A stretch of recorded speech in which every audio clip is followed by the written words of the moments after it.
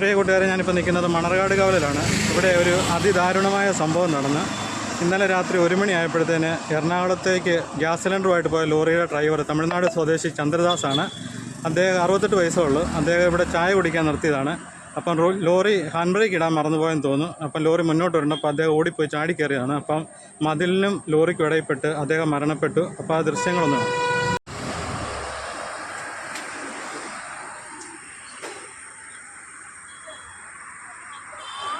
വണ്ടി ഒതുക്കി നിർത്തിയത് ഇപ്പോൾ ഈ കാറ് തിരിക്കുന്നിടത്താണ്. കാറവിടെ നിർത്തിയിട്ട് ഇതിൻ്റെ തൊട്ട് പുറയിൽ ഇവിടെ ഒരു തട്ടുകടയുണ്ട്.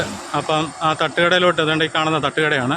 അവർ തുറന്നുള്ളായിരുന്നു. അപ്പം രാത്രി 1 മണിക്കാണ്. അപ്പോൾ അദ്ദേഹം ചായ കുടിക്കാൻ വേണ്ടി ഇവിടെ വന്നതാണ്. കടയുടെ മുന്നിൽ വന്നപ്പോഴത്തേന് ആണ് ലോറി, ഇവിടെ പാർക്ക് ചെയ്തിരുന്ന ലോറി ഉരുണ്ടുപോയിട്ട് അത് നേരെ ചെന്ന് കയറുന്നത് ഇവിടുത്തെ തൊട്ട് മുന്നിലുള്ള ഇത് കണ്ടോ, ഒരു ഹോട്ടലിൻ്റെ മുന്നിലേക്കാണ് വന്ന് കയറിയത്.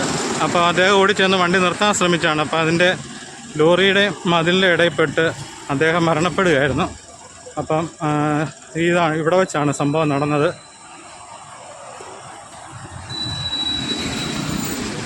അപ്പോൾ ആൾക്കാരെല്ലാം ഓടിക്കൂടി അദ്ദേഹത്തെ എടുത്തു. പക്ഷേ ആൾ പെട്ടെന്ന് തന്നെ മരണപ്പെട്ടു. ഇതിന് ശേഷം ഇവിടുന്ന് ലോറി അങ്ങോട്ട് മാറ്റിയിട്ടതാണ്.